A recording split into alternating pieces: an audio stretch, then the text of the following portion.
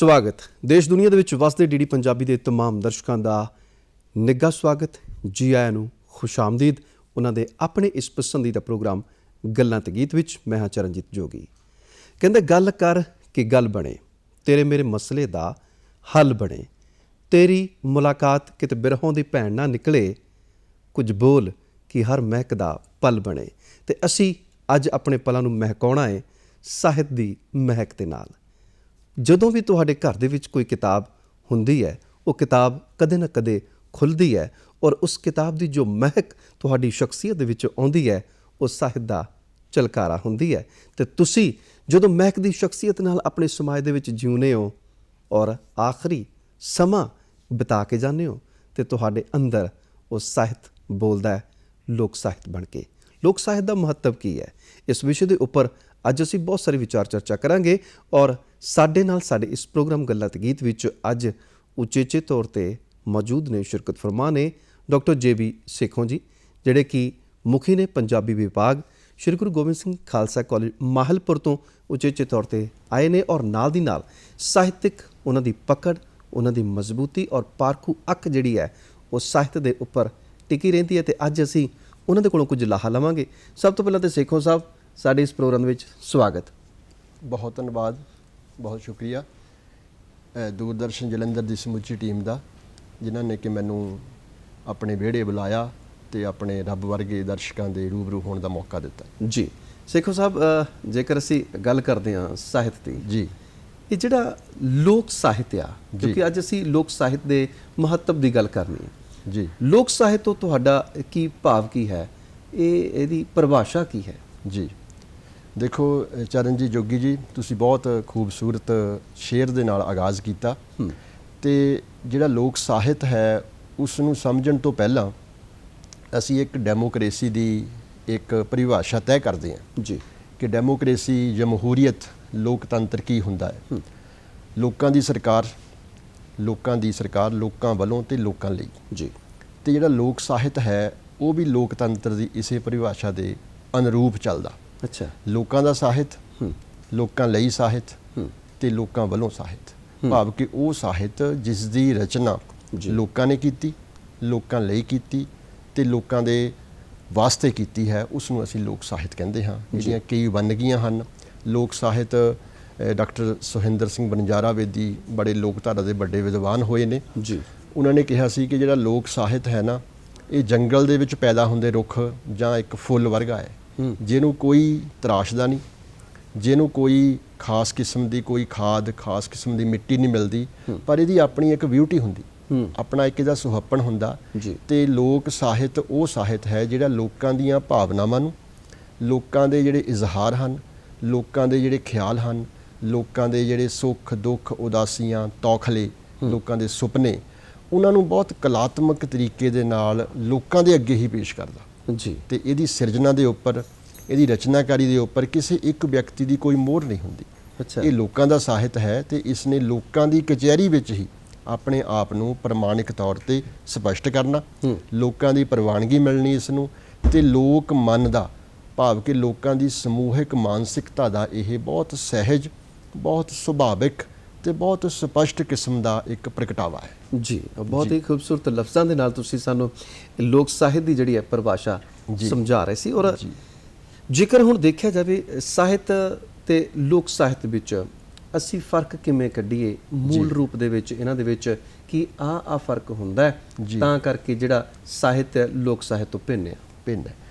ਦੇਖੋ ਜਿਹੜਾ ਸਾਹਿਤ ਹੈ ਉਹ ਕਿਸੇ ਵਿਅਕਤੀਗਤ ਜਿਹੜੀ ਰਚਨਾ ਹੈ ਉਸ ਨੂੰ ਕੋਈ ਲੇਖਕ ਲਿਖਦਾ, ਤੁਸੀਂ ਕੋਈ ਕਵਿਤਾ ਲਿਖਦੇ ਆ, ਉਹ ਤੁਹਾਡੀ ਮਲਕੀਅਤ ਹੈ। ਜੀ ਉਹਦੇ ਵਿੱਚ ਤੁਹਾਡੇ ਨਿੱਜੀ ਵਿਚਾਰ ਹੈ,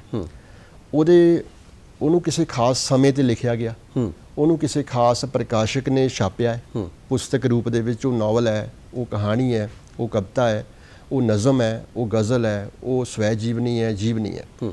ਪਰ ਜਿਹੜਾ ਲੋਕ ਸਾਹਿਤ ਹੈ ਉਹ ਵਿਅਕਤੀਗਤ ਨਹੀਂ ਹੁੰਦਾ। ਅੱਛਾ, ਲੋਕ ਸਾਹਿਤ ਜਿਹੜਾ ਹੈਗਾ ਉਹ ਸਮੂਹਿਕ ਵਰਤਾਰਾ ਹੈ। ਇਸ ਦੀ ਸ਼ੁਰੂਆਤ ਬੇਸ਼ੱਕ ਕਿਸੇ ਅਨੁਭਵੀ ਬੰਦੇ ਨੇ, ਕਿਸੇ ਬਹੁਤ ਪਾਰਖੂ ਅੱਖ ਵਾਲੇ ਵਿਅਕਤੀ ਨੇ ਕੀਤੀ ਹੈ, ਪਰ ਸਮੇਂ ਦੇ ਗੇੜ ਦੇ ਨਾਲ ਨਾਲ ਜਿਉਂ-ਜਿਉਂ ਸਮਾਂ ਅੱਗੇ ਤੁਰਦਾ ਲੋਕਾਂ ਨੇ ਇਹਦੇ ਉੱਤੇ ਆਪਣੀ ਪ੍ਰਵਾਨਗੀ ਦੀ ਮੋਹਰ ਲਾ ਦਿੱਤੀ, ਇਸ ਨੂੰ ਆਪਣੇ ਮੁਤਾਬਕ ਢਾਲ ਲਿਆ। ਤੇ ਸਭ ਤੋਂ ਵੱਡੀ ਗੱਲ ਇਹ ਹੈ ਕਿ ਇਸ ਦੇ ਵਿੱਚ ਕਿਸੇ ਇੱਕ ਵਿਅਕਤੀ ਦੇ ਖਿਆਲ ਨਹੀਂ ਹੈ, ਇਸ ਦੇ ਵਿੱਚ ਬਹੁਤ ਜ਼ਿਆਦਾ ਕਿਸੇ ਭੂਗੋਲਿਕ ਖੇਤਰ ਦੇ ਸਮੂਹਿਕ ਲੋਕਾਂ ਦੇ ਜਿਹੜੇ ਖਿਆਲ ਹੈ ਉਹ ਝਲਕਦੇ ਹੈ। ਤੇ ਜਿਹੜਾ ਵੀ ਵਿਅਕਤੀ ਲੋਕ ਸਾਹਿਤ ਨੂੰ ਪੜ੍ਹਦਾ, ਚਾਹੇ ਉਹ ਲੋਕ ਗੀਤ ਹੈ, ਚਾਹੇ ਉਹ ਅਖਾਣ ਹੈ, ਚਾਹੇ ਉਹ ਮੁਹਾਵਰੇ ਹੈ, ਚਾਹੇ ਉਹ ਕਹਾਣੀਆਂ ਹੈ, ਉਹਨੂੰ ਇਸ ਤਰ੍ਹਾਂ ਮਹਿਸੂਸ ਹੁੰਦਾ ਕਿ ਜੋ ਵੀ ਇਹਦੇ ਵਿੱਚ ਪਾਤਰ ਹੈ, ਜੋ ਇਹਦੇ ਵਿੱਚ ਵਿਚਾਰ ਹੈ, ਜੋ ਇਹਦੇ ਵਿੱਚ ਇਹਨੂੰ ਗਾਣ ਦਾ ਬੋਲਣ ਦਾ ਸਟਾਈਲ ਤਰੀਕਾ ਹੈ, ਉਹ ਮੇਰਾ ਆਪਣਾ ਹੀ ਹੈ। ਭਾਵ ਕਿ ਇਹਦੇ ਵਿੱਚ ਕੋਈ ਵਿਅਕਤੀਗਤ ਜਿਹੜੀ ਮੋਹਰ ਹੈ ਕਿਸੇ ਵੀ ਸਾਹਿਤ ਵਾਂਗ ਉਹ ਇਹਦੇ ਵਿੱਚ ਨਹੀਂ ਹੁੰਦੀ। ਇਸੇ ਕਰਕੇ ਜਿਹੜੇ ਲੋਕ ਧਾਰਾ ਦੇ ਸੱਭਿਆਚਾਰ ਦੇ ਵਿਗਿਆਨੀ ਹੈ ਉਹਨਾਂ ਨੇ ਜਿਹੜਾ ਸਾਹਿਤ ਦੂਜਾ ਤੁਸੀਂ ਗੱਲ ਕੀਤੀ ਉਹਨੂੰ ਕਿਹਾ ਵਿਸ਼ਿਸ਼ਟ ਸਾਹਿਤ। ਅੱਛਾ ਜੀ। ਤੇ ਜਿਹੜਾ ਸਾਹਿਤ ਕਿਸੇ ਖੇਤਰ ਦੇ ਅੰਦਰ ਕਿਸੇ ਲੋਕਾਂ ਦੀਆਂ ਮਨੋਭਾਵਨਾਵਾਂ ਨੂੰ ਸੁਭਾਵਿਕ ਤਰੀਕੇ ਨਾਲ ਪ੍ਰਗਟ ਕਰਦਾ, ਮੌਖਿਕ ਤਰੀਕੇ ਨਾਲ ਪ੍ਰਗਟ ਕਰਦਾ, ਉਹਨੂੰ ਕਿਹਾ ਲੋਕ ਸਾਹਿਤ। ਭਾਵ ਕਿ ਲੋਕ ਸਾਹਿਤ ਹਮੇਸ਼ਾ ਇੱਕ ਕੰਠ ਤੋਂ ਦੂਜੇ ਕੰਠ ਤੱਕ ਚੱਲਦਾ। ਇਸ ਦੀ ਜਿਹੜੀ ਪ੍ਰਵਾਨਗੀ ਹੈ ਇੱਕ ਮਨ ਤੋਂ ਸਮੂਹ ਤੱਕ ਫੈਲਦੀ ਹੈ। ਇਸ ਨੂੰ ਆਪਾਂ ਆਮ ਤੌਰ ਤੇ ਕਹਿੰਦੇ ਨੇ ਕਿ ਪੀੜ੍ਹੀ ਦਰ ਪੀੜ੍ਹੀ, ਭਾਵ ਕਿ ਲਗਾਤਾਰ ਚੱਲਦਾ ਜਾਂਦਾ। ਤੇ ਵਿਦਵਾਨ ਕਹਿੰਦੇ ਆ ਕਿ ਇਹ ਜਿੱਦਾਂ ਚਸ਼ਮਾ ਫੁੱਟਦਾ ਨਾ ਜੀ ਧਰਤੀ ਵਿੱਚੋਂ, ਇਸ ਤਰ੍ਹਾਂ ਚਸ਼ਮੇ ਵਾਂਗ ਫੁੱਟਦਾ ਤੇ ਜਦੋਂ ਇਹ ਵਗਦਾ ਹੈ ਨਾ ਤੇ ਕਦੇ ਇਹ ਰੁਕਦਾ ਨਹੀਂ ਹੈਗਾ। ਇੱਕ ਦਰਿਆ ਦੇ ਨਾਲ ਇਹਦਾ ਤਸੱਵਰ ਕੀਤਾ ਕਿ ਜਿਸ ਤਰ੍ਹਾਂ ਦਰਿਆ ਆਪਣੀ ਵਹਿਣ ਦੇ ਵਿੱਚ ਵਗਦਾ ਜਾਂਦਾ, ਲੋਕ ਸਾਹਿਤ ਵੀ ਕਦੇ ਰੁਕਦਾ ਨਹੀਂ ਹੈ, ਇਹ ਬਦਲਦਾ ਜਾਂਦਾ। ਪਰ ਆਖਰ ਦੇ ਵਿੱਚ ਇਹ ਹੈ ਕਿ ਲੋਕਾਂ ਵੱਲੋਂ ਪ੍ਰਵਾਨਗੀ ਮਿਲਣ ਕਰਕੇ ਹੀ ਇਹ ਲੋਕਾਂ ਵਿੱਚ ਮਕਬੂਲ ਹੁੰਦਾ ਜੀ। ਦੇਖੋ ਜੇਕਰ ਕੋਈ ਮੇਰੇ ਵਰਗਾ ਬੰਦਾ ਹੋਵੇ ਜਾਂ ਬਹੁਤ ਵੱਡੇ ਵਿਦਵਾਨ ਹੋਣ ਜੀ, ਉਹ ਤੇ ਲਿਖਦੇ ਆ, ਫਿਰ ਉਹ ਕਿਤਾਬਾਂ ਛਪਵਾਉਂਦੇ ਆ, ਫਿਰ ਉਹ ਪਾਠਕਾਂ ਦੀ ਝੋਲੀ ਦੇ ਵਿੱਚ ਪੈਂਦੀਆਂ। ਇਹ ਜਿਹੜਾ ਤੁਸੀਂ ਲੋਕ ਸਾਹਿਤ ਦੀ ਗੱਲ ਕਰਦੇ ਹੋ, ਤੁਸੀਂ ਕਹਿੰਦੇ ਹੋ ਕਿ ਕਦੇ ਨਾ ਕਦੇ ਨਿਕਲਿਆ ਤਾਂ ਕਿਸੇ ਇੱਕ ਬੰਦੇ ਦੇ ਕੰਠ ਦੇ ਵਿੱਚੋਂ ਹੋਊਗਾ, ਜਿਵੇਂ ਤੁਸੀਂ ਕਿਹਾ ਕਿ ਕੰਠ ਦਰ ਕੰਠ ਉਹਨਾਂ ਨੂੰ ਪ੍ਰਵਾਨਗੀ ਮਿਲਦੀ ਆ। ਬਿਲਕੁਲ। ਉਹ ਇੱਕ ਬੰਦਾ ਸਮੁੱਚੇ ਖਿੱਤੇ ਦੀਆਂ ਭਾਵਨਾਵਾਂ ਨੂੰ ਸੰਜੋ ਕੇ ਕੋਈ ਬੋਲ ਬੋਲਦਾ ਹੈ, ਬਿਲਕੁਲ ਕੁਝ ਗੁਣਗੁਣਾਉਂਦਾ ਹੈ ਜਾਂ ਕੁਝ ਕਿਸੇ ਤਰ੍ਹਾਂ ਦਾ ਵੀ ਕਿਸੇ ਨੂੰ ਪ੍ਰਗਟਾਉਂਦਾ ਹੈ ਜੀ, ਫਿਰ ਉਹ ਸਫ਼ਰ ਉਹਦਾ ਲੋਕ ਸਾਹਿਤ ਵਾਲਾ ਹੋ ਜਾਂਦਾ। ਇਹ ਕਿੱਡੀ ਕੁ ਔਖੀ ਪ੍ਰਕਿਰਿਆ ਹੈ ਜੀ, ਜਾਂ ਇਹ ਪ੍ਰਕਿਰਿਆ ਅੱਜ ਵੀ ਚੱਲ ਸਕਦੀ ਹੈ? ਜੀ ਬਿਲਕੁਲ, ਅੱਜ ਵੀ ਚੱਲਦੀ ਹੈ। ਲੋਕ ਸਾਹਿਤ ਕਦੇ ਬੇਹਾ ਨਹੀਂ ਹੁੰਦਾ। ਲੋਕ ਸਾਹਿਤ ਹਮੇਸ਼ਾ ਤਾਜ਼ਾ ਰਹਿੰਦਾ। ਜਿਸ ਤਰ੍ਹਾਂ ਹਾਲਾਤ ਬਦਲਦੇ ਨੇ, ਲੋਕ ਸਾਹਿਤ ਦੇ ਤਰੀਕੇ, ਲੋਕ ਸਾਹਿਤ ਦੇ ਥਾਟ, ਲੋਕ ਸਾਹਿਤ ਦੀ ਜਿਹੜੀ ਕਲਾਤਮਿਕਤਾ ਉਹ ਵੀ ਬਦਲਦੀ ਰਹਿੰਦੀ ਹੈ। ਜਿਵੇਂ ਕਿ ਜਦੋਂ ਅਸੀਂ ਲੋਕ ਸਾਹਿਤ ਨੂੰ ਮੰਨ ਲਓ, ਅਸੀਂ ਸਾਡੇ ਰੀਤੀ ਰਿਵਾਜ ਹੈ ਜੀ, ਕਹਿੰਦੇ ਕਿ ਬੱਚਾ ਜਨਮ ਵੀ ਲੋਕ ਗੀਤਾਂ ਵਿੱਚ ਲੈਂਦਾ, ਬੱਚੇ ਦਾ ਜਿਹੜਾ ਵਿਆਹ ਹੈ, ਮੰਗਣੀ ਹੈ, ਉਹ ਵੀ ਲੋਕ ਗੀਤਾਂ ਦੀ ਸ਼ਾਮਿਲ ਹੁੰਦੀ ਜੀ।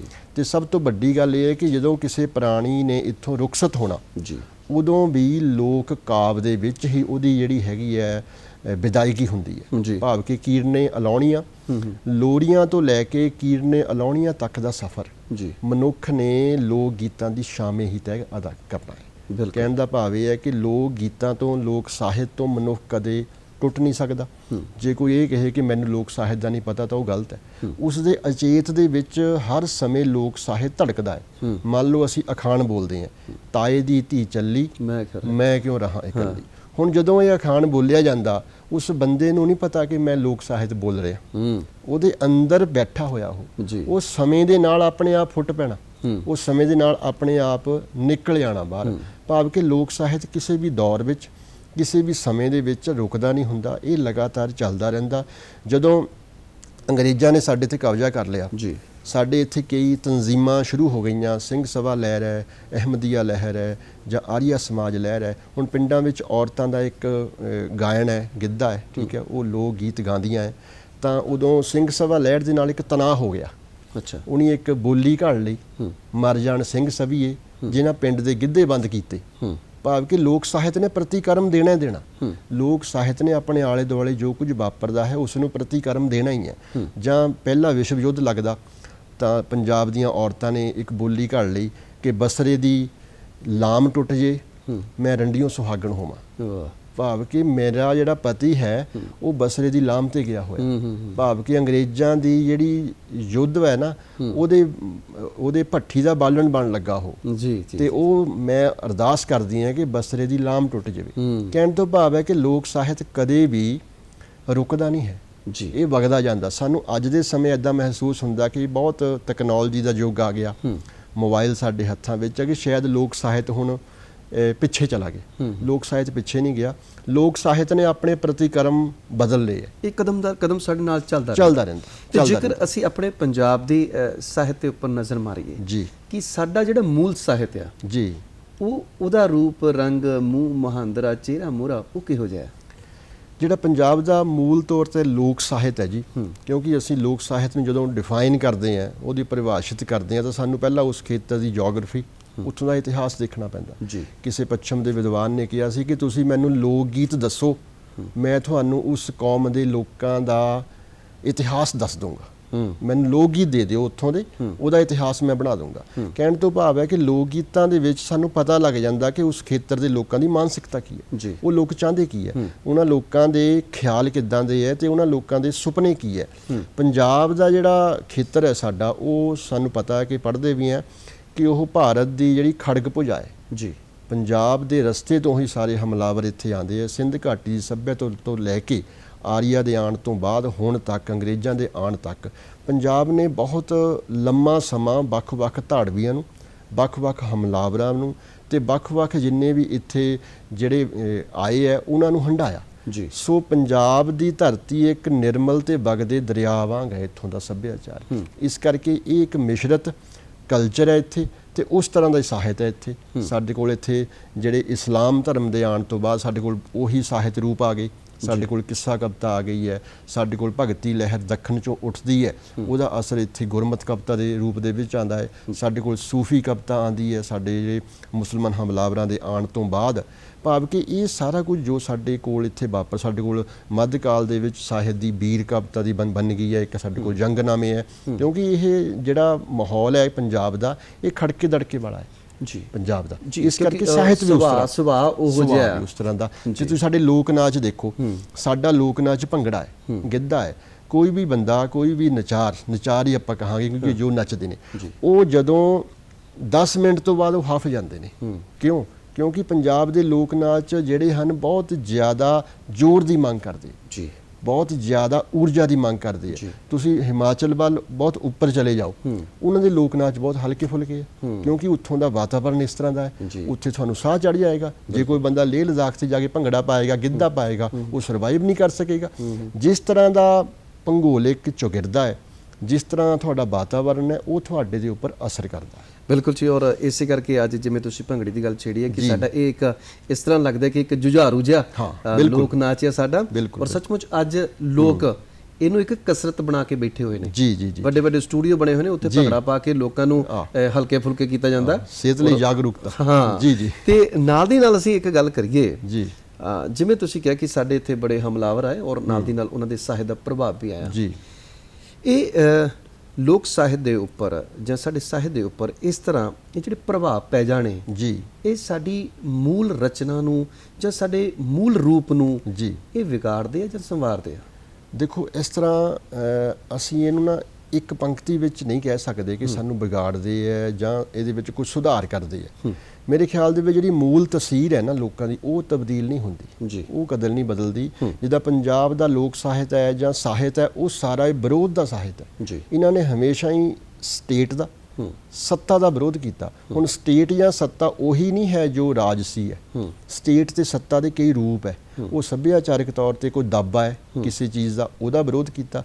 ਔਰਤਾਂ ਦਾ ਜਿਹੜਾ ਵਰਗ ਹੈ ਪੰਜਾਬ ਵਿੱਚ, ਉਹ ਬਹੁਤ ਜ਼ਿਆਦਾ ਦੱਬਿਆ ਘੁੱਟਿਆ ਰਿਹਾ। ਸਾਡਾ ਸਮਾਜ ਮਰਦ ਪ੍ਰਧਾਨ ਰਿਹਾ। ਇਸੇ ਕਰਕੇ ਅਕਸਰ ਅਸੀਂ ਕਹਿੰਦੇ ਹਾਂ ਕਿ ਜਦੋਂ ਬਰਾਤ ਚੜ੍ਹਦੀ ਹੈ ਤਾਂ ਮਰਦ ਜਾਂਦੇ ਹੈ, ਜਦੋਂ ਸੋਗ ਤੇ ਜਾਂਦੇ ਤਾਂ ਔਰਤਾਂ ਜਾਂਦੀਆਂ। ਇੱਥੋਂ ਲੱਗਦਾ ਪਤਾ ਕਿ ਖੁਸ਼ੀ ਤੇ ਚਾਵਾਂ ਵਿੱਚ ਮਰਦ ਮੋਹਰੇ ਹੁੰਦਾ ਤੇ ਜਦੋਂ ਅਫਸੋਸ ਕਰਨਾ ਹੁੰਦਾ ਤਾਂ ਔਰਤਾਂ ਉੱਥੇ ਕੀੜ ਨੇ ਪਾਉਂਦੀਆਂ।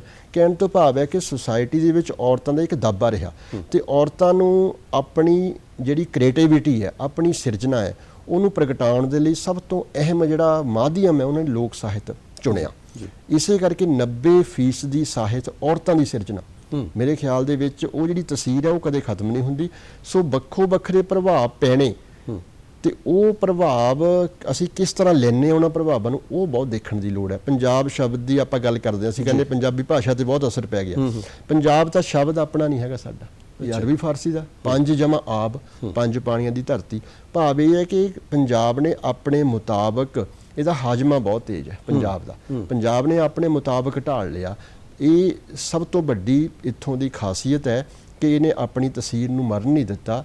ਤੇ ਹੁਣ ਸਾਨੂੰ ਅੱਜ ਦੇ ਸਮੇਂ ਦੇ ਵਿੱਚ ਬਹੁਤ ਜਾਗਰੂਕ ਰਹਿਣ ਦੀ ਲੋੜ ਹੈ, ਕਿਉਂਕਿ ਹੁਣ ਦਾ ਸਮਾਂ ਬਹੁਤ ਜ਼ਿਆਦਾ ਸੂਖਮਤਾ ਦੇ ਨਾਲ ਸਾਡੇ ਅਕਸ ਨੂੰ ਢਾ ਰਿਹਾ ਜੀ। ਇਸ ਕਰਕੇ ਸਾਨੂੰ ਇਸ ਗੱਲ ਦਾ ਬਹੁਤ ਧਿਆਨ ਰੱਖਣ ਦੀ ਲੋੜ ਹੈ। ਪਰ ਸੁਭਾਵਿਕ ਤੌਰ ਤੇ ਜਿਹੜੇ ਪ੍ਰਭਾਵ ਪੈਂਦੇ ਉਹ ਕੁਝ ਨਹੀਂ ਅਸਰ ਪਾਉਂਦੇ, ਜਿਹੜੇ ਪਲੈਨਡ ਪ੍ਰਭਾਵ ਪੈਂਦੇ ਨਾ ਯੋਜਨਾਬੱਧ, ਉਹ ਸਾਨੂੰ ਹਮੇਸ਼ਾ ਢਾਹ ਲਾਉਂਦੇ ਆ। ਜਿਵੇਂ ਪਿਛਲੇ 15-20 ਸਾਲ ਦੀ ਡਿਵੈਲਪਮੈਂਟ ਹੈ, ਉਹ ਇੱਕ ਪਲੈਨਡ ਡਿਵੈਲਪਮੈਂਟ ਹੈ। ਕਿਸ ਚੀਜ਼ ਦੀ ਡਿਵੈਲਪਮੈਂਟ ਹੈ? ਉਹ ਕਾਰਪੋਰੇਟ ਸੈਕਟਰ ਦੀ ਡਿਵੈਲਪਮੈਂਟ ਹੈ। ਆਮ ਲੋਕਾਂ ਦਾ ਬਹੁਤ ਜ਼ਿਆਦਾ ਘਾਣ ਹੋ ਰਿਹਾ। ਜਦੋਂ ਇਸ ਤਰ੍ਹਾਂ ਦੇ ਪ੍ਰਭਾਵ ਪੈਂਦੇ ਆ ਫਿਰ ਅਸਰ ਨੈਗੇਟਿਵ ਪੈਂਦਾ।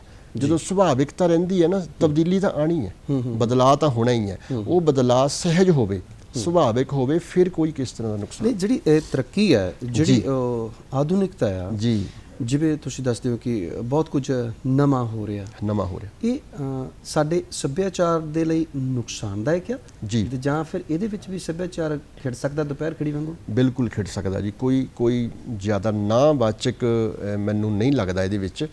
ਦੇਖੋ, ਆਪਣਾ ਜਿਹੜਾ ਪੰਜਾਬ ਦਾ ਸੱਭਿਆਚਾਰ ਹੈ ਕੀ ਅਸਲ ਵਿੱਚ? ਸੱਭਿਆਚਾਰ ਪਹਿਰਾਵਾ ਨਹੀਂ ਹੁੰਦਾ, ਹਾਂਜੀ। ਸੱਭਿਆਚਾਰ ਗੀਤ ਗਾਣੇ ਨਹੀਂ ਹੁੰਦਾ। ਸੱਭਿਆਚਾਰ ਹੁੰਦਾ ਕਦਰਾਂ ਕੀਮਤਾਂ। ਸੱਭਿਆ ਜਮਾ ਆਚਾਰ, ਸੱਭਿਅਕ ਵਿਵਹਾਰ, ਭਾਵ ਕਿ ਜਿਹੜੀਆਂ ਪੰਜਾਬ ਦੀਆਂ ਆਪਣੀਆਂ ਸੱਭਿਆਚਾਰਕ ਕਦਰਾਂ ਕੀਮਤਾਂ ਨਾ, ਉਹ ਹਮੇਸ਼ਾ ਸਲਾਮਤ ਰਹਿਣ। ਬੰਦਾ ਚਾਹੇ ਕੈਨੇਡਾ 'ਚ ਰਹਿੰਦਾ ਹੋਵੇ, ਬੰਦਾ ਚਾਹੇ ਬੰਗਾਲ 'ਚ ਰਹਿੰਦਾ ਹੋਵੇ, ਬੰਦਾ ਚਾਹੇ ਗੁਜਰਾਤ 'ਚ ਰਹਿੰਦਾ ਹੋਵੇ, ਉਹ ਫਰਕ ਨਹੀਂ ਪੈਂਦਾ। ਖਿੱਤੇ 'ਚ ਰਹਿਣਾ ਜ਼ਰੂਰੀ ਨਹੀਂ ਹੈਗਾ। ਖਿੱਤੇ ਦੀਆਂ ਕਦਰਾਂ ਕੀਮਤਾਂ, ਖਿੱਤੇ ਦੇ ਇਖਲਾਕ ਨੂੰ, ਖਿੱਤੇ ਦੀ ਨੈਤਿਕਤਾ ਨੂੰ ਤੇ ਖਿੱਤੇ ਦੇ ਜੀਵਨ ਮੁੱਲਾਂ ਨੂੰ ਸੰਭਾਲਣਾ ਬਹੁਤ ਜ਼ਰੂਰੀ ਹੈ। ਬਹੁਤ ਅੱਛੀ ਪੰਜਾਬੀਆਂ ਦੀ ਮਹਿਮਾਨ ਨਵਾਜ਼ੀ, ਪੰਜਾਬੀਆਂ ਦਾ ਖੁੱਲ੍ਹਾ ਸੁਭਾਅ, ਪੰਜਾਬੀਆਂ ਦਾ ਦਾਨੀ ਸੁਭਾਅ, ਪੰਜਾਬੀਆਂ ਦਾ ਹਰ ਮੁਸੀਬਤ ਤੇ ਖਿੜੇ ਮੱਥੇ ਸਵਾਗਤ ਕਰਨਾ, ਇਹ ਪੰਜਾਬੀਅਤ ਹੈ। ਇਹ ਨਹੀਂ ਮਰਨੀ ਚਾਹੀਦੀ। ਬਹੁਤ ਹੀ ਖੂਬਸੂਰਤ ਗੱਲ ਹੈ। ਇਹ ਇੰਨੀ ਖੂਬਸੂਰਤ ਗੱਲ ਹੈ ਕਿ ਸਾਨੂੰ ਸੋਚ ਸਮਝ ਲੈਣੀ ਚਾਹੀਦੀ ਹੈ ਕਿ ਪੰਜਾਬ 'ਚ ਹੋਣਾ ਜੀ, ਇਹੀ ਗੱਲ ਵੱਡੀ ਨਹੀਂ ਜੀ। ਪੰਜਾਬ ਤੋਂ ਬਾਹਰ ਹੋ ਕੇ ਪੰਜਾਬੀ ਹੋਣਾ ਜੀ, ਇਹ ਵੱਡੀ ਗੱਲ ਹੈ। ਔਰ ਬਹੁਤ ਚੰਗੀ ਲੱਗੀ ਤੁਹਾਡੀ ਇਹ ਗੱਲ, ਦਿਲ ਨੂੰ ਟੁੰਬਣ ਵਾਲੀ ਗੱਲ ਆ। ਔਰ ਜੇਕਰ ਅਸੀਂ ਹੁਣ ਗੱਲ ਕਰਦੇ ਹਾਂ ਸਾਡੇ ਆਪਣੇ ਇਸ ਲੋਕ ਸਾਹਿਤ ਦੀਆਂ ਜੀ, ਬਹੁਤ ਸਾਰੀਆਂ ਵੰਨਗੀਆਂ ਵੀ ਆ ਜੀ, ਉਹਨਾਂ ਵੰਨਗੀਆਂ ਦਾ ਆਪਾਂ ਜ਼ਿਕਰ ਕਰ ਲਈਏ ਜੀ। ਬਿਲਕੁਲ ਬਿਲਕੁਲ। ਦੇਖੋ, ਲੋਕ ਸਾਹਿਤ ਦੀ ਜਿਹੜੀ ਸਭ ਤੋਂ ਵੱਡੀ ਵੰਨਗੀ ਉਹ ਹੈਗੀ ਲੋਕ ਗੀਤ। ਲੋਕ ਗੀਤਾਂ ਦੀਆਂ ਕਈ ਕੈਟਾਗਰੀਆਂ ਅੱਗੇ ਸਾਡੇ ਕੋਲ ਜਨਮ ਦੇ ਲੋਕ ਗੀਤ ਹੈ, ਸਾਡੇ ਕੋਲ ਵਿਆਹ ਦੇ ਲੋਕ ਗੀਤ ਹੈ, ਸਾਡੇ ਕੋਲ ਮੌਤ ਚਿੰਤਨ ਦੇ ਨਾਲ ਜੁੜੇ ਹੋਏ ਕੀਰਨੇ ਅਲਾਉਣੀਆਂ ਹਨ। ਕਹਿਣ ਤੋਂ ਭਾਵ ਹੈ ਕਿ ਇਕੱਲਾ ਲੋਕ ਗੀਤ ਹੀ ਲੋਕ ਸਾਹਿਤ ਨਹੀਂ ਹੈਗਾ। ਅਕਸਰ ਅਸੀਂ ਲੋਕ ਗੀਤ ਲੋਕ ਸਾਹਿਤ ਨੂੰ ਬਰਾਬਰ ਰੱਖ ਲੈਂਦੇ। ਇਸ ਤੋਂ ਇਲਾਵਾ ਲੋਕ ਕਹਾਣੀਆਂ ਸਭ ਤੋਂ ਵੱਡੀ ਗੱਲ ਹੈ ਕਿ ਪੰਜਾਬ ਦੇ ਬੰਦੇ ਦਾ ਸਦੀਆਂ ਦਾ ਤੁਰਿਆ ਆਉਂਦਾ ਅਨੁਭਵ ਸਾਡੇ ਤੱਕ ਬਿਰਤਾਂਤ ਦੁਆਰਾ ਆਇਆ। ਅਸੀਂ ਜਦੋਂ ਵੀ ਕੋਈ ਗੱਲ ਕਰਦੇ ਹਾਂ ਨਾ, ਅਸੀਂ ਕਹਾਣੀ ਸੁਣਾ ਦਿੰਦੇ ਹਾਂ। ਧਰਤੀ ਦੀ ਆਪਣੀ ਕਹਾਣੀ, ਬਿਲਕੁਲ, ਸੂਰਜ ਦੀ ਆਪਣੀ ਕਹਾਣੀ, ਚੰਦਰਮਾ ਦੀ ਆਪਣੀ ਕਹਾਣੀ ਹੈ। ਜਦੋਂ ਬੱਚੇ ਨੂੰ ਇਹ ਕਹਾਣੀ ਸੁਣਾਈ ਜਾਂਦੀ ਹੈ ਤਾਂ ਬੱਚਾ ਉਸ ਚੀਜ਼ ਦੇ ਨਾਲ ਬਚਪਨ ਤੋਂ ਹੀ ਜੁੜ ਜਾਂਦਾ ਤੇ ਉਹਦੇ ਅੰਦਰ ਪਹਿਲਾਂ ਤੋਂ ਹੀ ਇਹ ਖਿਆਲ ਪੈ ਜਾਂਦਾ ਕਿ ਜੋ ਇਹ ਸਾਡਾ ਆਲਾ ਦੁਆਲਾ ਹੈ, ਅਸੀਂ ਇਹਨਾਂ ਮੁਹੱਬਤ ਕਰਨੀ ਹੈ। ਅਸੀਂ ਦਰਖਤਾਂ ਨੂੰ ਇਸ ਤਰ੍ਹਾਂ ਉਹਨਾਂ ਨੂੰ ਮਤਲਬ ਬਿਹਾਰ ਕਰਨਾ ਕਿ ਉਹ ਵੀ ਸਾਡੇ ਵਾਂਗ ਧੜਕਦੇ ਆ ਜੀ। ਸਾਡੇ ਕੋਲ ਕਈ ਕਹਾਣੀਆਂ, ਕਹਿੰਦੇ ਕਿਸੇ ਵੇਲੇ ਦਰਖਤ ਤੁਰਦੇ ਹੁੰਦੇ ਸੀ। ਇੱਕ ਲੋਕ ਕਹਾਣੀ ਹੈ, ਦਰਖਤ ਤੁਰਦੇ ਹੁੰਦੇ ਸੀ, ਲੋਕਾਂ ਨੂੰ ਬੜੀ ਪਰੇਸ਼ਾਨੀ ਹੋਈ ਕਿ ਯਾਰ ਅਸੀਂ ਚੱਲਦੇ ਫਿਰਦੇ ਆ, ਇਹ ਅੱਗਿਓਂ ਆਉਂਦੇ ਸਾਡੇ ਵਿੱਚ ਵੱਜਦੇ ਆ। ਉਹਨਾਂ ਨੇ ਰੱਬ ਦੇ ਕੋਲ ਅਰਦਾਸ ਕੀਤੀ ਕਿ ਪਰਮਾਤਮਾ ਇਹਨਾਂ ਨੂੰ ਦਰਖਤਾਂ ਨੂੰ ਨਾ ਬੜੀ ਸਮੱਸਿਆ ਪੈਦਾ ਕਰਤੀ ਹੈ। ਅਸੀਂ ਜਿੱਧਰ ਖੇਤਾਂ ਨੂੰ ਜਾਂਦੇ ਮੋਹਰੇ ਖੜ ਜਾਂਦੇ, ਅਸੀਂ ਘਰ ਨੂੰ ਆਣੇ ਉੱਥੇ ਖੜ ਜਾਂਦੇ। ਉਹ ਪਰਮਾਤਮਾ ਨੇ ਗੱਲ ਸੁਣ ਲਈ। ਉਹ ਕਹਿੰਦਾ ਵੀ ਜਿੱਥੇ ਹੈਗੇ ਉੱਥੇ ਰੁਕ ਜਾਓ। ਕਹਿੰਦੇ ਕਿ ਉਸ ਤੋਂ ਬਾਅਦ ਦਰਖਤ ਬਨਸਪਤੀ ਜਿੱਥੇ ਆ ਉੱਥੇ ਖੜੀ ਹੈ। ਹੁਣ ਗੱਲ ਇਹ ਨਹੀਂ ਹੈ ਕਿ ਇਹਦੇ ਪਿੱਛੇ ਲੌਜਿਕ ਕੀ ਹੈ। ਗੱਲ ਅਸੀਂ ਉੱਧਰ ਨਹੀਂ ਜਾ ਰਹੇ ਕਿ ਭਾਈ ਇਹ ਸੱਚ ਹੈ ਜਾਂ ਝੂਠ ਹੈ। ਕੋਈ ਵੀ ਚੀਜ਼ ਅੰਤਮ ਸੱਚ ਨਹੀਂ ਹੁੰਦੀ, ਅੰਤਮ ਝੂਠ ਨਹੀਂ ਹੁੰਦੀ। ਕਹਿਣ ਤੋਂ ਭਾਵ ਇਹ ਹੈ ਕਿ ਦਰਖਤਾਂ ਦਾ ਜ਼ਿੰਦਗੀ 'ਚ ਮਹੱਤਵ ਕੀ ਹੈ। ਅਸੀਂ ਪਿੱਪਲ ਦੀ ਪੂਜਾ ਕਰਦੇ ਹਾਂ ਜੀ। ਪਿੱਪਲ ਦੀ ਪੂਜਾ ਕਰਨਾ ਕਿਸੇ ਧਰਮ ਦਾ ਆਪਣਾ ਅਨੁਸ਼ਠਾਨ ਹੋ ਸਕਦਾ, ਪਰ ਪਿੱਪਲ ਦੀ ਪੂਜਾ ਦਾ ਮਾਧਿਅਮ ਇਹ ਵੀ ਹੈ ਕਿ ਭਾਈ ਅਸੀਂ ਵਾਤਾਵਰਨ ਨੂੰ ਵੀ ਸੰਭਾਲਣਾ। ਅਸੀਂ ਪਿੱਪਲ ਦੀਆਂ ਜੜ੍ਹਾਂ ਵਿੱਚ ਤੇਲ ਹੀ ਨਹੀਂ ਪਾਈ ਜਾਣਾ ਕਿ ਸੁੱਕ ਜਾਵੇ ਜੀ, ਅਸੀਂ ਉਹਨੂੰ ਸੰਭਾਲਣਾ। ਉਹ ਆਕਸੀਜਨ ਦਾ ਸਭ ਤੋਂ ਵੱਡਾ ਸਰੋਤ ਹੈ ਜੀ। ਕਹਿਣ ਤੋਂ ਭਾਵ ਇਹ ਹੈ ਕਿ ਸਾਨੂੰ ਕੁਦਰਤ ਦੇ ਨਾਲ, ਸਾਨੂੰ ਸਮਾਜ ਨਾਲ, ਸਾਨੂੰ ਆਪਣੇ ਆਲੇ ਦੁਆਲੇ ਨਾਲ, ਸਾਨੂੰ ਚੌਗਿਰਦੇ ਨਾਲ ਜੋੜਨ ਦੇ ਵਿੱਚ ਸਾਡਾ ਲੋਕ ਸਾਹਿਤ ਬਹੁਤ ਵੱਡੀ ਭੂਮਿਕਾ ਅਦਾ ਕਰਦਾ ਜੀ। ਕਿਸੇ ਮੈਂ ਬਜ਼ੁਰਗ ਦੇ ਕੋਲੋਂ ਸੁਣਿਆ ਸੀ, ਹਾਂਜੀ, ਉਹ ਕਹਿੰਦੇ ਸੀ ਕਿ ਜਿਹੜਾ ਆਪਾਂ ਤੇਲ ਚੋਨੇ ਆ ਕੋਈ ਜੀ ਦਿਨਾਂ ਤਿਉਹਾਰਾਂ ਦੇ ਉੱਪਰ ਜੀ ਜੀ, ਕਹਿੰਦੇ ਕੋਈ ਸਮਾਂ ਹੁੰਦਾ ਸੀ ਸਾਡੇ ਲੱਕੜ ਦੇ ਦਰਵਾਜ਼ੇ ਹੁੰਦੇ ਸੀ ਜੀ, ਤੋ ਕਿੱਲ ਜੇ ਬੜੇ ਚੀਖਦੇ ਹੁੰਦੇ ਸੀਗੇ ਵਾਹ। ਕਿਸੇ ਬਜ਼ੁਰਗ ਨੇ ਉਹ ਤੇਲ ਉਹਨਾਂ ਦੇ ਵਿੱਚ ਪਾਤਾ ਕਿ ਉਹ ਚੀਕਣੋਂ ਹਟ ਜਵੇ ਤੇ ਉਹ ਨੌਹਾਂ ਨੇ ਪੁੱਛ ਲਿਆ ਕਿ ਬਾਪੂ ਇਹ ਕੀ ਕਰਦਾ? ਕੀ ਕਰਦੇ? ਕਹਿੰਦਾ ਪੁੱਤ ਅੱਜ ਦਿਨ ਚੰਗਾ ਆ, ਅੱਜ ਆਹ ਦਿਨ ਆ, ਠੀਕ ਹੈ, ਤੇ ਇਸ ਕਰਕੇ ਇਹ ਤੇਲ ਪਾਇਆ ਵੀ ਕੋਈ ਚੰਗਾ ਸੁੱਖ ਸੁਨੇਹਾ ਆਊਗਾ। ਠੀਕ ਹੈ। ਉਹ ਨੌਹਾਂ ਕਹਿੰਦੇ ਵੀ ਸੁੱਖ ਸੁਨੇਹਾ ਬਾਪੂ ਨਾ ਲੈ ਜਵੇ। ਲੈ ਜਾਵੇ। ਫਿਰ ਉਹਨਾਂ ਨੇ ਸਾਂਭ ਲਿਆ ਕੰਮ, ਹੱਲੇ ਤੱਕ ਚੱਲਿਆ ਆ ਰਿਹਾ ਤੇ ਭਾਵੇਂ ਸਾਡੇ ਹੁਣ ਕੁੰਡੇ ਚੀਕਦੇ ਨਹੀਂ, ਪਰ ਉਹ ਉਹਨਾਂ ਦੀਆਂ ਦਿੱਤੀਆਂ ਹੋਈਆਂ ਗੱਲਾਂ ਜਿਹੜੀਆਂ ਹੱਲੇ ਤੱਕ ਚੱਲੀ ਆਉਂਦੀਆਂ, ਉਹ ਰਵਾਇਤ ਬਣ ਗਈ। ਇਸੇ ਤਰ੍ਹਾਂ ਹੀ ਲੋਕ ਸਾਹਿਤ ਵੀ ਤੁਰਦਾ ਹੌਲੀ ਤਰ੍ਹਾਂ ਰਵਾਇਤ ਬਣ ਜਾਂਦਾ ਹੈ। ਬਿਲਕੁਲ ਜੀ। ਤੇ ਜੇਕਰ ਅਸੀਂ ਗੱਲ ਕਰਦੇ ਹਾਂ ਸਾਡੇ ਜਿਵੇਂ ਤੁਸੀਂ ਜ਼ਿਕਰ ਕੀਤਾ ਹੈ ਜਨਮ ਤੋਂ ਲੈ ਕੇ ਆਖਰੀ ਨਹਾਉਣ ਤੱਕ ਇਹ ਸਾਡੇ ਜਿਹੜਾ ਨਾਲ ਚੱਲਦੇ ਆ, ਵਿਆਹ ਹੋ ਗਏ, ਹੋਰ ਸ਼ਗਨਾਂ ਦੇ ਵੇਲੇ ਹੋ ਗਏ, ਅਸੀਂ ਫਸਲਾਂ ਵੱਢਣੀਆਂ ਤਾਂ ਗੀਤ ਆ, ਅਸੀਂ ਕਿਤੇ ਲੜ ਪਏ ਆ ਤਾਂ ਗੀਤ ਆ, ਸਾਰੀਆਂ ਚੀਜ਼ਾਂ ਸਾਡੀਆਂ ਇਹ ਸਾਹਿਤ ਦੇ ਵਿੱਚ ਰੰਗੀਆਂ ਹੋਈਆਂ। ਇਹ ਕੈਸਾ ਇੱਕ ਖੂਬਸੂਰਤ ਝਲਕਾਰਾ ਕਿਹੋ ਜਿਹਾ ਮਿਲਦਾ ਇਹਨਾਂ ਦੇ ਵਿੱਚ? ਜੀ ਦੇਖੋ, ਝਲਕਾਰੇ ਦੀ ਗੱਲ ਇਸ ਤਰ੍ਹਾਂ ਪਈ, ਜੇ ਤੁਸੀਂ ਨਾ ਕਿਸੇ ਵਿਦੇਸ਼ੀ ਬੰਦੇ ਨੂੰ ਪੰਜਾਬ ਦਾ ਸੱਭਿਆਚਾਰ ਦਿਖਾਣਾ, ਉਹ ਕਹੇ ਕਿ ਮੇਰੇ ਕੋਲ ਸਮਾਂ ਬੜਾ ਥੋੜਾ, ਮੈਨੂੰ ਪੰਜਾਬ ਦਾ ਸੱਭਿਆਚਾਰ ਦਿਖਾ ਦਿਓ, ਤੁਸੀਂ ਕੀ ਸੋਚੋਗੇ, ਕੀ ਕਰੋਗੇ? ਤੁਸੀਂ ਕਹਿਣ ਤੋਂ ਭਾਵ ਹੈ ਕਿ ਤੁਸੀਂ ਨਾ ਤਾਂ ਉਹਨਾਂ ਨੂੰ ਪਿੰਡਾਂ 'ਚ ਸਾਰੇ ਲੋਕਾਂ ਨੂੰ ਮਿਲਾ ਸਕਦੇ ਜੀ। ਉਹ ਕਹਿੰਦੇ ਕਿ ਉਹਨੂੰ ਇਸ ਤਰ੍ਹਾਂ ਕਰੋ ਕਿ ਉਹਨੂੰ ਇੱਕ ਮੇਲਾ ਦਿਖਾ ਦਿਓ। ਅੱਛਾ, ਪੰਜਾਬ ਦਾ ਇੱਕ ਮੇਲਾ ਦਿਖਾ ਦਿਓ, ਜਰਗ ਦਾ ਮੇਲਾ ਦਿਖਾ ਦਿਓ, ਜਗਰਾਵਾਂ ਦੀ ਰੌਸ਼ਨੀ ਦਿਖਾ ਦਿਓ, ਅਨੰਦਪੁਰ ਸਾਹਿਬ ਦਾ ਮੇਲਾ ਦਿਖਾ ਦਿਓ। ਉਹ ਮੇਲੇ ਦੇ ਵਿੱਚ ਇੱਕ ਸੱਭਿਆਚਾਰ ਝਲਕਦਾ, ਪੂਰਾ ਕਲਚਰ ਦਿਸਦਾ ਉੱਥੋਂ।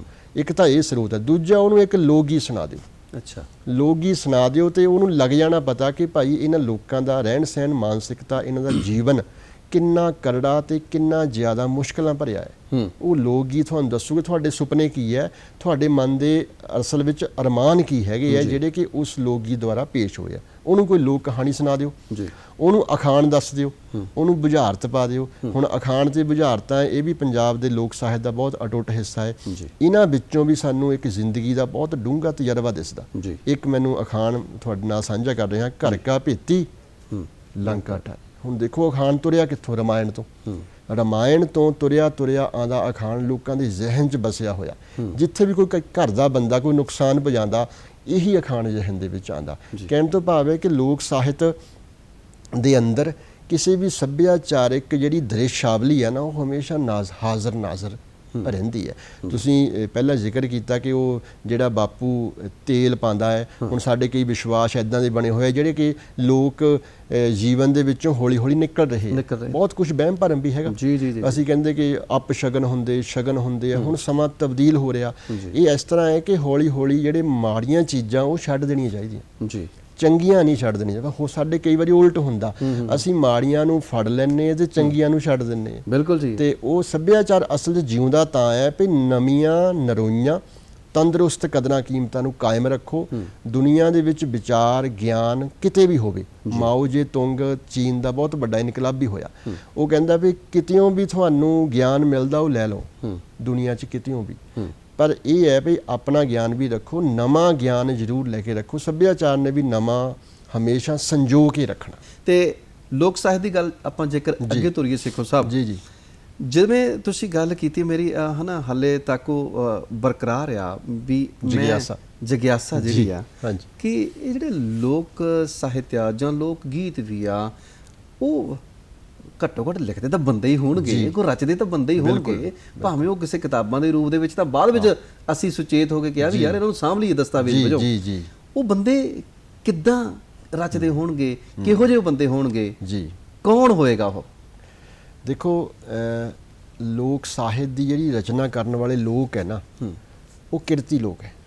ਜੇ ਅਸੀਂ ਇੱਕ ਪੰਕਤੀ 'ਚ ਕਹਿਣਾ ਹੋਵੇ, ਉਹ ਮਿਹਨਤਕਸ਼ ਲੋਕ ਹੈ। ਅੱਛਾ, ਪਿੰਡਾਂ ਦੇ ਵਿੱਚ ਜਿਹੜਾ ਅਸਲ ਵਿੱਚ ਪੁਰਾਣਾ ਪਿੰਡ ਸੀ ਨਾ, ਠਹਿਰਿਆ ਹੋਇਆ ਪਿੰਡ, ਜਿੱਥੇ ਟਿਕਾ ਸੀਗਾ ਜ਼ਿੰਦਗੀ ਦੇ ਵਿੱਚ, ਜਿੱਥੇ ਸਹਿਜ ਸੀਗਾ, ਸਬਰ ਸੀਗਾ, ਸੰਤੋਖ ਸੀਗਾ। ਸਭ ਤੋਂ ਵੱਡੀ ਗੱਲ ਹੈ ਕੁਦਰਤ ਦੇ ਨਾਲ ਇੱਕ ਮਿਕਤਾ ਸੀ।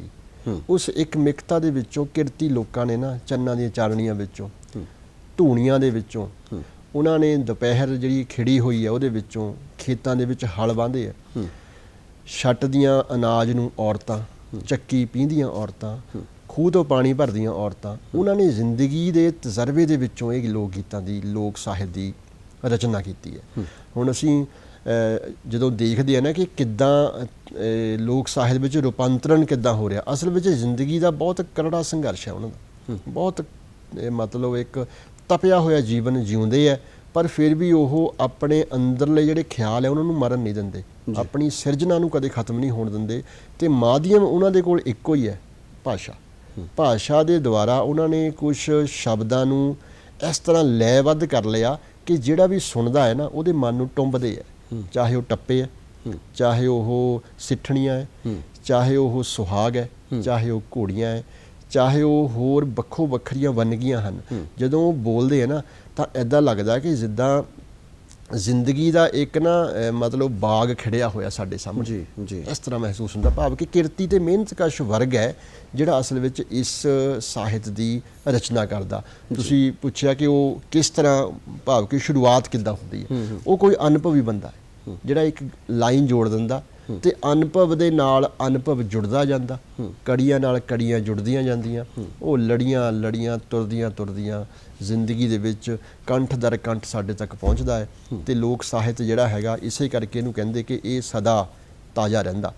ਕੋਈ ਵੀ ਟੱਪਾ ਸੁਣ ਲਓ, ਕੋਈ ਵੀ ਗੀਤ ਸੁਣ ਲਓ ਤੇ ਉਹ ਸਾਨੂੰ ਇੱਦਾਂ ਲੱਗਦਾ ਜਿੱਦਾਂ ਕਿ ਇਹ ਹੁਣੇ ਲਿਖਿਆ। ਜਿਵੇਂ ਤੁਸੀਂ ਗੱਲਾਂ ਕਰ ਰਹੇ ਸੀ ਨਾ ਜੀ, ਮੇਰੇ ਜ਼ਿਹਨ ਦੇ ਵਿੱਚ ਦੋ ਟੱਪੇ ਘੁੰਮ ਰਹੇ ਸੀ। ਵਾਹ ਜੀ ਵਾਹ। ਉਹ ਜਿਵੇਂ ਕਿਰਤੀਆਂ ਦੀ ਤੁਸੀਂ ਗੱਲ ਕੀਤੀ ਆ, ਹਾਂਜੀ, ਔਰ ਉਹ ਹੈ ਨਹੀਂ ਕਿੰਨੀ ਸੋਹਣੀ ਟੱਪਾ ਇੱਕ ਸਾਡਾ ਕਿ ਹਾਲੀਆਂ ਨੇ ਹਲ ਡੱਕ ਲੈ ਤੇਰੇ ਲੌਂਗ ਦਾ ਪਿਆ ਲਿਸ਼ਕਾਰਾ। ਵਾਹ ਜੀ, ਕਿਰਤ ਦੇ ਨਾਲ ਜੁੜਿਆ ਹੋਇਆ। ਫਿਰ ਉਧਰੋਂ ਜ਼ਿਕਰ ਉਹ ਅਸੀਂ ਤ੍ਰੀਮਤ ਦੀ ਗੱਲ ਕਰਦੇ ਹਾਂ, ਕਿਸੇ ਸੁਚੱਜੀ ਸਿਆਣੀ ਔਰਤ ਦੀ ਗੱਲ ਕਰਦੇ ਹਾਂ, ਉਹ ਵੀ ਕਹਿੰਦੀ ਹੈ ਕਿ ਉੱਥੇ ਲੈ ਚੱਲ ਚਰਖਾ ਮੇਰਾ ਜਿੱਥੇ ਤੇਰੇ ਹਲ ਵਗਦੇ। ਬਿਲਕੁਲ ਬਿਲਕੁਲ, ਕਿੰਨੀ ਸੋਹਣੀ ਗੱਲ ਹੈ। ਉਹਨੇ ਚਰਖਾ ਵੀ ਕੱਤਣਾ, ਕਿਰਤ ਦੇ ਨਾਲ ਉਹ ਵੀ ਜੁੜਿਆ ਰਹਿਣਾ ਚਾਹੁੰਦੀ ਹੈ, ਪਰ ਆਪਣਿਆਂ ਦੇ ਨੇੜੇ ਰਹਿਣ ਦਾ ਵੀ ਇੱਕ ਜਿਹੜਾ ਸਿੱਖ ਆ ਉਹ ਵੀ ਮੰਨਣਾ ਚਾਹੁੰਦੀ ਆ। ਦੇਖੋ ਇਹ ਜਿਹੜੀਆਂ ਚੀਜ਼ਾਂ ਨੇ, ਪਰ ਅੱਜ ਦੇ ਅਜੋਕੇ ਯੁੱਗ ਦੇ ਵਿੱਚ ਜੇਕਰ ਦੇਖਿਆ ਜਾਵੇ ਜੀ, ਅੱਜ ਬਟਨ ਵਾਲੀ ਜ਼ਿੰਦਗੀ ਹੈ ਜੀ।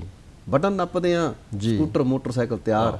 ਅੱਜ ਉਹ ਸਵਾਦ ਹੈ ਨਹੀਂ ਕਿ ਬਲਦਾਂ ਨੂੰ ਤਿਆਰ ਕੀਤਾ, ਥਾਪੀ ਦਿੱਤੀ, ਜੂੜਾ ਪਾਇਆ ਉਹਨਾਂ ਦੇ ਗਲ ਦੇ ਵਿੱਚ, ਪੰਜਾਲੀ ਪਾ ਕੇ ਤੇ ਲੈ ਗਏ ਜੀ। ਅੱਜ ਸਮਾਂ ਜਿਹੜਾ ਤੇਜ਼ੀ ਦਾ, ਦੌੜ ਦਾ, ਤੇਜ਼ ਹੋ ਗਈ ਜ਼ਿੰਦਗੀ, ਔਰ ਕਿਰਤ ਦੇ ਨਾਲੋਂ ਵੀ ਅਸੀਂ ਟੁੱਟ ਗਏ ਆ। ਨਾ ਔਰਤਾਂ ਉਨੀ ਕਿਰਤ ਦੇ ਵਿੱਚ ਜੁੜੀਆਂ ਹੋਈਆਂ, ਨਾ ਮਰਦ ਉਨੀ ਕਿਰਤ ਦੇ ਵਿੱਚ ਜੁੜੇ ਹੋਏ ਆ। ਸਮਾਰਟ ਵਰਕ ਦੇ ਵਿੱਚ ਸਾਰੇ ਪੈ ਗਏ। ਸਮਾਰਟ ਵਰਕ, ਸਮਾਰਟ ਦੁਨੀਆ, ਤੇਜ਼ ਦੁਨੀਆ, ਦੌੜਦੀ ਦੁਨੀਆ ਲੋਕ ਸਾਹਿਤ ਰਚ ਦੂਗੀ।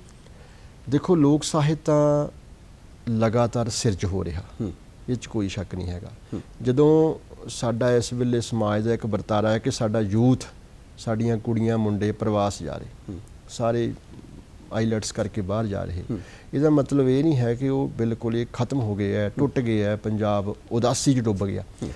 ਉੱਥੇ ਵੀ ਲੋਕ ਸਾਹਿਤ ਲਿਖ ਹੋ ਰਿਹਾ। ਉਹਦੇ ਮਨ ਦੇ ਖਿਆਲ ਉੱਥੇ ਜਾ ਕੇ ਵੀ ਆ ਰਹੇ ਹੈ ਕਿ ਮੈਂ ਆਪਣੇ ਵਤਨ ਤੋਂ ਦੂਰ ਆ ਗਈ, ਰਿਸ਼ਤਿਆਂ ਤੋਂ ਦੂਰ ਆ ਗਏ, ਅਸੀਂ ਉਸ ਸਮਾਜ ਤੋਂ ਦੂਰ ਆ ਗਏ। ਇਸੇ ਕਰਕੇ ਜਿਹੜੀ ਪ੍ਰਵਾਸ ਦੀ ਲੋਕ ਧਾਰਾ ਹੈ ਨਾ, ਪ੍ਰਵਾਸ ਦਾ ਲੋਕ ਸਾਹਿਤ ਵੱਖਰੀ ਤਰ੍ਹਾਂ ਦਾ। ਪੰਜਾਬੀ ਜਿੱਥੇ ਵੀ ਜਾਣਗੇ ਉਹ ਆਪਣੇ ਕੋਈ ਨਾ ਕੋਈ ਸਫਲਤਾ ਦੇ ਝੰਡੇ ਕੱਢਣਗੇ ਹੀ ਕੱਢਣਗੇ। ਜਿੱਥੇ ਵੀ ਮਨੁੱਖ ਜਾਂਦਾ ਉਹ ਆਪਣਾ ਲੋਕ ਸਾਹਿਤ, ਆਪਣੀ ਲੋਕ ਮਾਨਸਿਕਤਾ ਨੂੰ ਨਾਲ ਹੀ ਲੈ ਕੇ ਜਾਂਦਾ ਹੈ। ਤੁਸੀਂ ਟੱਪਿਆਂ ਦੀ ਗੱਲ ਕੀਤੀ ਹੈ, ਤੁਹਾਡੇ ਨਾਮ ਤੋਂ ਹੀ ਮੈਨੂੰ ਇੱਕ ਟੱਪਾ ਯਾਦ ਆ ਗਿਆ, ਜੋਗੀ ਉੱਤਰ ਪਹਾੜੋਂ ਆਏ, ਚਰਖੇ ਦੀ ਘੂਕ ਸੁਣੀ। ਉਹਨੇ ਕਮਾਲ ਕੀਤਾ ਹੋਇਆ। ਜੋਗੀਆਂ ਨੇ ਚਰਖੇ ਦੀ ਘੂਕ ਸੁਣੀ ਤੇ ਹੇਠਾਂ ਆ ਗਏ। ਉਹ ਚਰਖੇ ਦੀ ਕਿੰਨੀ ਸਿੱਕ ਹੋਊਗੀ, ਚਰਖੇ ਦੀ ਕਿੰਨੀ ਖਿੱਚ ਹੈ। ਆਪਾਂ ਅਕਸਰ ਪਿਆਰ ਦੇ ਟੱਪੇ ਬੋਲਦੇ ਆ, ਤੂੰ ਪੀਂਘ ਤੇ ਮੈਂ ਪਰਛਾਵਾਂ, ਤੇਰੀ ਮੇਰੀ ਇੱਕ ਜ਼ਿੰਦਗੀ। ਪੀਂਘ ਦੇ ਨਾਲ ਮੈਂ ਹੈਰਾਨ ਹੁੰਨਾ ਕਈ ਵਾਰੀ, ਪੀਂਘ ਦੇ ਨਾਲ ਜਿਹੜਾ ਸੰਬੰਧ ਪਰਛਾਵੇਂ ਦਾ ਹੈ, ਉਹ ਸੰਬੰਧ ਕਿਸੇ ਨੇ ਆਪਣਾ ਆਪਣੇ ਪ੍ਰੇਮੀ ਨਾਲ ਜੋੜ ਦਿੱਤਾ। ਜੇ ਪੀਂਘ ਖੜ ਗਈ ਤਾਂ ਮੈਂ ਵੀ ਪਰਛਾਵਾਂ ਵੀ ਖੜ ਗਿਆ, ਜੇ ਮੇਰਾ ਸੱਜਣ ਮਿੱਤਰ ਕਿਤੇ ਉਦਾਸੀ ਜਾਂ ਤਾਂ ਮੈਂ ਵੀ ਉਦਾਸੀ ਜਾਂ। ਦੇਖੋ ਕਿੰਨੀ ਵੱਡੀ ਮਤਲਬ ਸੋਚ ਹੋਊਗੀ ਲਿਖਣ ਵਾਲੇ ਦੀ।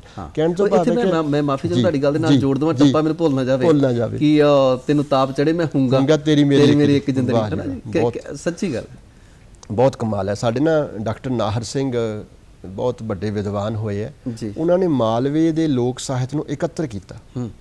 ਬਹੁਤ ਔਖਾ ਕੰਮ ਹੈ ਇਕੱਤਰ। ਜਿਸ ਸਮੇਂ 'ਚ ਕੀਤਾ ਉਹ ਉਸ ਤੋਂ ਵੀ ਔਖਾ ਆਪਾਂ ਸੋਚਦੇ ਹਾਂ। ਜਦੋਂ ਸਾਡੇ ਕੋਲ ਸਿਰਫ ਟੇਪ ਰਿਕਾਰਡਰ ਸੀ, ਸਾਡੇ ਕੋਲ ਕੋਈ ਡਿਜੀਟਲ ਯੁੱਗ ਨਹੀਂ ਸੀਗਾ, ਉਹ ਪਿੰਡ ਘੁੰਮੇ। ਉਹ ਕਹਿੰਦੇ ਵੀ ਮੈਂ ਇਹ ਲੋਕ ਸਾਹਿਤ ਇਕੱਠਾ ਕਰਨਾ, ਤੇ ਉਹਨਾਂ ਨੇ ਵੱਡੀਆਂ ਪੁਸਤਕਾਂ ਲਿਖ ਦਿੱਤੀਆਂ ਕਿ ਭਾਈ ਲੋਕ ਸਾਹਿਤ ਨੂੰ ਸੰਭਾਲ ਲਓ। ਤੇ ਉਹਨਾਂ ਦਾ ਕੰਮ ਨਾ ਪੂਰੀ ਇੱਕ ਸੰਸਥਾ ਜਿੰਨਾ ਕੰਮ ਹੈ ਪਿੰਡਾਂ 'ਚ ਜਾ ਕੇ, ਕਿਉਂਕਿ ਲੋਕ ਸਾਹਿਤ ਜਦੋਂ ਬੰਦਾ ਐਦਾਂ ਤਾਂ ਬੋਲ ਨਹੀਂ ਸਕਦਾ ਕਿ ਮੈਂ ਤੁਹਾਡੇ ਕੋਲ ਬੈਠਾ, ਤੁਸੀਂ ਮੈਨੂੰ ਕਹੋ ਕਿ ਮੈਨੂੰ ਕੋਈ ਸੁਹਾਗ ਸੁਣਾਓ, ਸੁਣਾਏ ਨਹੀਂ ਜਾ ਸਕਦੇ। ਇਹ ਲੋਕ ਸਾਹਿਤ ਉਦੋਂ ਨਿਕਲਦਾ ਜਦੋਂ ਕੋਈ ਮੌਕਾ ਹੋਵੇ। ਜੀ ਕੀਰ ਨੇ ਅਲਾਉਣੀਆਂ ਜਦੋਂ ਮੌਤ ਤੇ ਹੀ ਹੋਣਗੀਆਂ ਤੇ ਉਦੋਂ ਜਾ ਕੇ ਇਕੱਤਰ ਕਰਨੇ ਤਾਂ ਵਿਦਵਾਨਾਂ ਨੇ ਬਹੁਤ ਕੰਮ ਕੀਤਾ ਜੀ। ਬਿਲਕੁਲ। ਅੱਛਾ, ਹੁਣ ਇਹ ਵਿਦਵਾਨਾਂ ਨੇ ਤਾਂ ਕੰਮ ਕਰ ਲਿਆ ਜੀ, ਹੁਣ ਸਾਡੀ ਵੀ ਜ਼ਿੰਮੇਵਾਰੀ ਬਣਦੀ ਹੈ ਜੀ, ਕਿ ਸਾਨੂੰ ਜੇਕਰ ਕੋਈ ਸਾਡਾ ਬਾਪੂ, ਕੋਈ ਸਾਡਾ ਦਾਦਾ ਬਾਬਾ ਕੋਈ ਜ਼ਿੰਮੇਵਾਰੀ ਜਾਂ ਕੋਈ ਜ਼ਮੀਨ ਜਾਇਦਾਦ ਕੋਈ ਵਿਰਸਾ ਦੇ ਕੇ ਗਿਆ, ਉਹਨੂੰ ਸੰਭਾਲੀਏ, ਬੀਜ ਵੱਟ ਕੇ ਥੋੜਾ ਤੁਰ ਜਾਣਾ। ਜੀ ਜੀ ਤੇ ਸਾਡੀ ਕੀ ਜ਼ਿੰਮੇਵਾਰੀ ਬਣਦੀ ਹੈ ਇਸ ਲੋਕ ਸਾਹਿਤ ਨੂੰ ਸੰਭਾਲਣ ਦੀ? ਸਮਾਂ ਬੜਾ ਘੱਟ ਹੈ, ਬਸ ਸੰਖੇਪ ਲਫ਼ਜ਼ਾਂ ਦੇ ਵਿੱਚ। ਜੀ ਬਿਲਕੁਲ। ਦੇਖੋ, ਲੋਕ ਸਾਹਿਤ ਨੂੰ ਸੰਭਾਲਣ ਦਾ ਜਿਹੜਾ ਇੱਕ ਤਾਂ ਅਕੈਡਮਿਕ ਪੱਧਰ ਤੇ ਕੰਮ ਹੋ ਰਿਹਾ, ਉਹ ਕਾਫੀ ਹੋ ਰਿਹਾ, ਉਹ ਕਾਫੀ ਵਿਦਵਾਨ ਕੰਮ ਕਰਦੇ। ਸਾਡੇ ਕੋਲ ਅੰਗਰੇਜ਼ਾਂ ਦੇ ਵੇਲੇ ਤੋਂ ਹੀ ਕੰਮ ਇਹ ਚੱਲ ਰਿਹਾ। ਸਰ ਰਿਚਰਡ ਟੈਂਪਲ ਨੇ ਬਹੁਤ ਲੋਕ ਕਹਾਣੀਆਂ ਇਕੱਠੀਆਂ ਕੀਤੀਆਂ। ਉਸ ਤੋਂ ਬਾਅਦ ਵੱਖ-ਵੱਖ ਖੇਤਰਾਂ ਤੋਂ ਵੱਖ-ਵੱਖ ਵਿਦਵਾਨ, ਸੁਹਿੰਦਰ ਸਿੰਘ ਬਨਜਾਰਾ ਵੇਦੀ, ਉਹਨਾਂ ਨੇ ਬੜਾ ਕੰਮ ਕੀਤਾ, ਹੋਰ ਬੜੇ ਵਿਦਵਾਨ ਹੈ। ਪਰ ਹੁਣ ਸਾਡੀ ਤੁਹਾਡੀ ਭੂਮਿਕਾ ਕੀ ਹੈ, ਇਹ ਬੜਾ ਵੱਡਾ ਪ੍ਰਸ਼ਨ ਹੈ। ਹੁਣ ਦੇਖੋ, ਜਿਹੜਾ ਡੀਜੇ ਕਲਚਰ ਆਇਆ ਨਾ, ਮੈਰਿਜ ਪੈਲੇਸ ਕਲਚਰ ਆਇਆ, ਇਹਨੇ ਬਹੁਤ ਸੱਟ ਮਾਰੀ ਹੈ। ਸਾਡੇ ਰੀਤੀ ਰਸਮਾਂ ਨੂੰ ਸੱਟ ਵੱਜੀ, ਲੋਕ ਸਾਹਿਤ ਨੂੰ ਸੱਟ ਵੱਜੀ। ਜਿਹੜੇ ਰਸਮ ਅਸੀਂ ਪਿੰਡਾਂ 'ਚ ਘਰਾਂ 'ਚ ਨਿਭਾਉਂਦੇ ਸੀ, ਉਹਦੇ ਨਾਲ ਕੱਲੀ ਰਸਮ ਖਤਮ ਨਹੀਂ ਹੋਈ, ਉਹਦੇ ਨਾਲ ਲੋਕ ਗੀਤ ਵੀ ਖਤਮ ਹੋਇਆ। ਉਹਦੇ ਨਾਲ ਲੋਕ ਗੀਤ ਖਤਮ ਹੋਇਆ। ਅਸੀਂ ਸਾਰਾ ਕੁਝ ਇੱਕ ਛੱਤ ਥੱਲੇ ਚਾਹੁੰਦੇ ਹਾਂ। ਇੱਕ ਛੱਤ ਹੇਠਾਂ ਵਾਲੀ ਜ਼ਿੰਦਗੀ ਬੜੀ ਖਤਰਨਾਕ ਹੋ ਰਹੀ ਹੈ। ਜਿਹੜਾ ਮਾਲ ਦੇ ਹੇਠਾਂ ਆਪਾਂ ਸਾਰਾ ਕੁਝ ਖਰੀਦਦੇ ਆ ਨਾ, ਇਹ ਬਹੁਤ ਡੇਂਜਰਸ ਹੈ, ਬਹੁਤ ਖਤਰਨਾਕ ਹੈ। ਤੇ ਇਸ ਤਰ੍ਹਾਂ ਦਾ ਜਿਹੜਾ ਨਵਾਂ ਇੱਕ ਸਿਸਟਮ ਆ ਰਿਹਾ, ਉਹਦੇ ਵਿੱਚ ਸਾਡਾ ਜਿਹੜਾ ਲੋਕ ਜੀਵਨ ਸੀ ਨਾ ਪੁਰਾਣਾ, ਉਹਨੂੰ ਸੱਟ ਵੱਜੀ ਹੈ। ਅਸੀਂ ਹੁਣ ਉਹਨੂੰ ਸੰਭਾਲਣਾ ਕਿੱਦਾਂ ਹੈ? ਅਸੀਂ ਹੁਣ ਉਹ ਪਹਿਰਾਵਾ ਤਾਂ ਨਹੀਂ ਪਾਣਾ ਕਿ ਸਾਡੀਆਂ ਔਰਤਾਂ ਘੱਗਰੇ ਪਾਉਂਦੀਆਂ ਸੀ, ਅਸੀਂ ਵੀ ਘੱਗਰੇ ਪਾਣੇ, ਅਸੀਂ ਉਹ ਚਾਦਰੇ ਲਾਣੇ। ਤਬਦੀਲ ਹੋਣਾ ਹੈ, ਪਰ ਆਪਣੀ ਜਿਹੜੀ ਪੰਜਾਬ ਦੀ ਮੂਲ ਤਸਵੀਰ ਹੈ ਨਾ, ਉਹਨੂੰ ਸੰਭਾਲ ਕੇ ਰੱਖਣਾ। ਬਿਲਕੁਲ ਜੀ, ਤਬਦੀਲੀ ਜਿਹੜਾ ਉਹ ਕੁਦਰਤ ਦਾ ਨਿਯਮ ਹੈ, ਪਰ ਇਸ ਤਬਦੀਲੀ ਦੇ ਵਿੱਚ ਆਪਣਾ ਮੂਲ ਕਦੇ ਵੀ ਭੁੱਲ ਨਹੀਂ ਜਾਣਾ ਚਾਹੀਦਾ, ਛੱਡ ਨਹੀਂ ਜਾਣਾ ਚਾਹੀਦਾ। ਡਾਕਟਰ ਸੇਖੋਂ ਜੀ, ਤੁਸੀਂ ਸਾਡੇ ਨਾਲ ਇਸ ਲੋਕ ਸਾਹਿਤ ਦੇ ਵਿਸ਼ੇ ਦੇ ਉੱਪਰ ਬੜੀ ਕੰਮ ਦੀ ਜਾਣਕਾਰੀ ਸਾਂਝੀ ਕੀਤੀ ਆ। ਗੱਲਬਾਤ ਬੜੀ ਮਜ਼ੇਦਾਰ ਰਹੀ, ਮੈਨੂੰ ਖੁਦ ਨੂੰ ਬੜਾ ਮਜ਼ਾ ਆਇਆ, ਔਰ ਆਸ ਕਰਦੇ ਹਾਂ ਦਰਸ਼ਕਾਂ ਨੇ ਵੀ ਬਹੁਤ ਆਨੰਦ ਲਿਆ ਹੋਵੇਗਾ। ਤੁਹਾਡਾ ਬਹੁਤ ਧੰਨਵਾਦ, ਸ਼ੁਕਰੀਆ। ਔਰ ਸਾਡੇ ਦਰਸ਼ਕਾਂ ਦਾ ਵੀ ਬਹੁਤ ਸ਼ੁਕਰੀਆ। ਤੇ ਗੱਲਾਂ ਜੇਕਰ ਲੋਕ ਸਾਹਿਤ ਦੀਆਂ ਕੀਤੀਆਂ ਨੇ, ਲੋਕ ਸਾਹਿਤ ਵਿੱਚ ਸਾਡਾ ਚਰਖਾ ਵੀ ਹੈ, ਚਰਖੇ ਦੇ ਉੱਪਰ ਗੀਤ, ਕਿਉਂਕਿ ਵਿਹੜੇ ਦੇ ਵਿੱਚ ਚਰਖਾ ਜਦੋਂ ਡਹਿ ਜਾਂਦਾ ਹੈ, ਫਿਰ ਤੰਦ ਪਿਆਰਾਂ ਦੀ ਕੱਤੀ ਜਾਂਦੀ ਹੈ, ਔਰ ਇਸੇ ਤਰ੍ਹਾਂ ਪਿਆਰਾਂ ਦੀ ਤੰਦ ਕੱਤਦੇ ਰਹਾਂਗੇ। ਤੁਹਾਡਾ ਬਹੁਤ ਧੰਨਵਾਦ।